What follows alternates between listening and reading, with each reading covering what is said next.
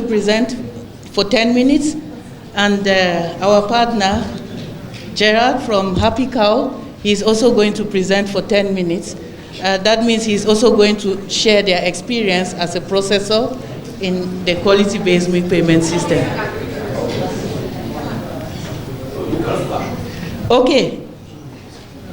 Yesterday we already mentioned a little bit about Kenya, and I work mostly in Kenya. I work in Wageningen University, and I am mostly based in Kenya. And what we do a lot of projects there. Hopefully we will do more in West Africa in the next years. And we talked about Kenya as one of the leading dairy sectors in Africa.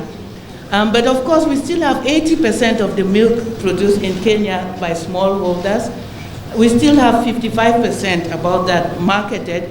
And from that, a lot of it, more than 70%, goes through a raw market chain. So very informal marketing of milk. And Kenya has one of the highest consumption of milk, about 110 liters of milk per capita, which is one of the highest in Africa. Yet, there are still issues with milk safety in Kenya. The milk, when you pick milk even from shelves, you can see problems with antibiotic residues, aflatoxins, and lots of challenges with the quality in Kenya. And these are linked to a number of challenges with consumer awareness, competition for milk from different processors, or also different collection chains, which leads to negligence on the quality, and also a lack of enforcement from the public sector or from the governing bodies. Our question was, would it be an idea to stimulate the quality by using a kind of quality-based milk payment system, paying for good quality in order to improve milk quality in Kenya? And the basic concept of a quality-based milk payment system is you pay a lower price for milk of lower quality with poor hygiene, and a better price for milk of better quality, of good hygiene. Of course, there are a number of parameters to consider, and each processor has their own system of making a quality-based payment. So we worked together with Happy Cow, and Gerard is going to present more about Happy Cow in the next presentation. They are collecting about 9,000 liters of milk per day, mainly from 2 cooperatives. And the quality-based milk payment system is done in groups of farmers. And one thing to note is that the tests for quality, milk quality, if you do a comprehensive test, it's about $7 per sample, or per milk sample. But if you take milk from smallholders, it's about 10 liters per farmer. The value is about $3. So you have to derive cheap means of doing the test and paying on quality. And one of the ways Happy Cow addresses it is by grouping farmers, so that when they fill a 50 liters container, that can be tested, and they do tests twice in a month. And these are the parameters which are used in scoring the milk, and based on those scores, the payment is done on the quality. So we had a major task here to check on the costs and benefits of implementing this quality-based milk payment system. And we looked at it from 2 angles. The first angle was to look at the different players, and the main players here are the farmer, the cooperative, and the processor. So the chart shows the different costs and benefits of each of those different players. The first one shows for the farmers, and the farmers, you know, they have to buy new milking containers. They have to spend more time to wash their cans and wash the other, and they also attend trainings. But then they also have to receive a bonus if they get good quality milk. And once we compute the costs and the benefits, we see that the difference is attractive for the farmer. He makes a surplus of $2.3 for each 100 kilograms of milk that go through this quality-based milk payment system. Now, when we look at the cooperatives, they have to invest in systems for testing the milk so that it can be graded based on the quality, and also training their workers, employing staff to be able to assess the quality before payment. And once they do this, they are also able to benefit from better volumes of milk that go through good quality. And when we compute that, we see that they make a loss because they spend a lot more in doing the test and training than they will gain from the surplus milk that they get from the quality-based milk payment system. And the same applies to the processor. The processor also applies. He also uses a lot of money to do the software, to buy the laboratory equipment for testing the different samples of milk in order to use it as a base for milk payment. So at this juncture, we can see that two of the actors are making a loss if they apply the quality-based milk payment system. But this is a short-term vision, but if you look at the longer-term vision, it is likely that there will be less investments in the future and that the volumes of milk that go through this system will increase over time. But I mentioned that we looked at two components. First, we looked at the private costs and benefits, and we also looked at the public, so the health benefits of implementing a quality-based milk payment system. And the first parameter in the health benefits we looked at was the burden of a disease, which mainly captures the number of years that are lost by those who get sick when they consume milk of poor quality. And the results are displayed by different diseases here. And what I can highlight here is that when you combine the total burden of diseases, then we see that in Kenya, we lose about 53,000 years of life every year by consuming poor quality milk. And this is quite a significant amount. If we want to equate it to full lives, which we have the average life expectancy in Kenya of about 62 years, it gives us about 850 full lives that are lost in Kenya. And sometimes I also say that it's like 60 crashes of buses that are full with the 14-seater Nissan buses, where it crashes and everybody loses their life. 60 of them, that happens in Kenya due to consumption of poor quality milk. And now we look at the costs. These are the total cost, that is both direct and indirect costs related to consumption of poor quality milk. Direct costs are those that you pay to the doctor or for medication, and indirect costs are like the time you spend if you're off from work because you are not able to work when you're sick, or you're off from school. Those are indirect costs from the diseases. And both of them are included in the chart here. And the total cost goes to about $4.5 billion per year from the diseases, the infections which I've shown on the other chart. That means that if we use a quality-based milk payment system and we cut down, if we use only half of the milk through a quality-based milk payment system and cut the incidences of these diseases by 50%, we are able to save about $2.8 billion per year from applying a quality-based milk payment system. Now, this sounds very attractive, I think, for different funders in the sector, because now we are not only looking at the private cost, but we are also seeing that this is more of a public health hazard, and that there is need for investment in the sector. Now we can also go back a little bit to the case of Happy Cow. I'm not going to emphasize much on it because Gerard is going to present more on it in the next few minutes. There were lots of achievements by the process. There were adoption of good practices by farmers, and there was also elimination of use of aluminum cans, which were of use of plastic cans. They were replaced by aluminum cans. There was a lot of capacity building, and most especially, there was a strong contribution towards the consideration of quality issues in the Kenyan National Dairy Agenda, and it's quite very much now debated in the national agenda about the use of quality-based milk payment systems. And when we look at the disadvantages, the limitations, there's unfair competition because one processor can reject milk, like Happy Cow will reject milk, but the next processor will take the same milk, they will accept the same milk, and of course they are able to process and put it in the same market, and of course who suffers? The consumer suffers because he consumes the poor quality milk. And well, this process in general needs a lot of change in the mindset, and it doesn't come within one day. So there were also challenges in farmers changing their mindset and adopting these practices. And let me just keep to the recommendations. Yes, this is the last slide, and then my colleague will come over.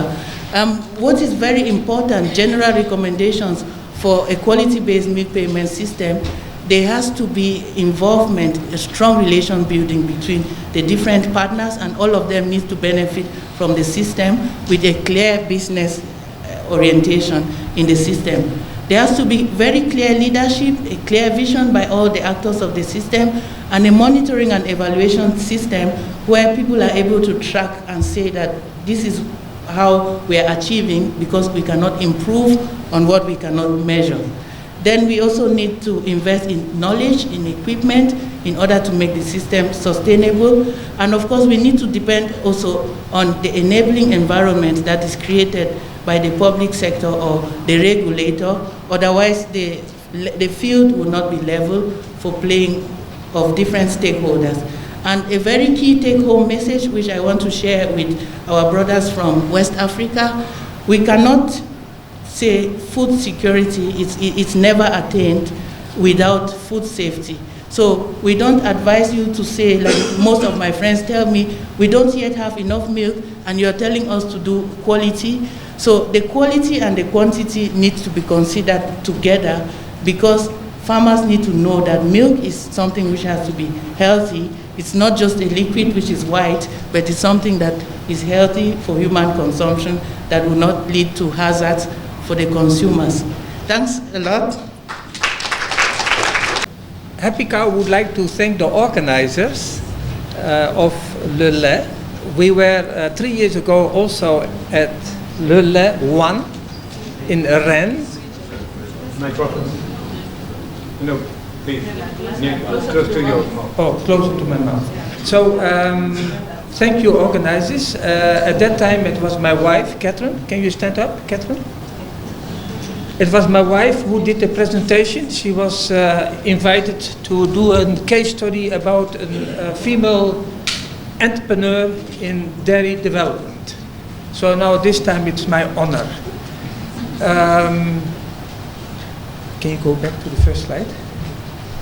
Now yesterday there was much talk about Kenya, 60% import duty, but I want to emphasize it's the East African community. There are 5 countries. It's not only Kenya. Kenya, Uganda, Tanzania, Burundi, and Rwanda. They impose 60% import duty. Among East Africa community, it is free trade. Now, we are now in the second phase that we want to standardize our quality, the standards. That we have common standards for milk in the 5 countries. So that's now the second phase. So yes, now we can go to the next one, as I have only 5 minutes. So we are very much obliged to the Dutch government and SNV that they used us as a pilot program, and also for the Kenyan Dairy Board, because they have now taken the initiative to do it for the whole country, to pay on quality. So I think we made some progress to move away from volume payment to also quality. So we had a project design. So if I look at the last one, at farm level, yes, we had training of the farmers, and then the milk has to be collected. We have a collecting route. And a major headache was initially the plastic jerry cans. Plastic jerry cans you cannot clean. And that has been really a headache. We have to go to aluminum cans. Next slide, please. So then, if we go again to the lower part, those were our interventions we did. The cooling tank. Although it is so obvious to use a cooling tank at a milk collecting center, yes, it's okay. But most of those cooling tanks, they should not forget they are farm cooling tanks. Farm cooling tanks. And we all know that milk, when you milk the cow, then within 3 hours, the milk has to be cooled down to 4 degrees. And that's really a headache. And in Kenya, you almost cannot escape fast cooling, a milk chiller. Because the first cooling tank, which all come from Europe or America, they are not designed to do bulk cooling very fast. It's only a plate heat exchanger that can do that. So another intervention was the can washing, and then we had laboratories at cooperative level. Then the milk is being collected by our tanker. We have our own laboratory at Happy Cow, more advanced equipment. And then we did many shared presentations. I think this is my 36th presentation to promote quality-based milk payment. Next slide. So we had our ups and downs. Yes, I'm here I also want to be honest and share with you our experiences. Some things went okay, other things did not work out. So we did 38 presentations, nationally and international. We got our laboratory, we got ISO certified, because if you pay on quality, then people might say, yes, but are you not? We want you to be ISO certified. So we are ISO certified now. Number 3, we constructed small mini labs at our cooperatives. Then we trained at so many levels, the farmers, the collectors, etc. And then we were able to, we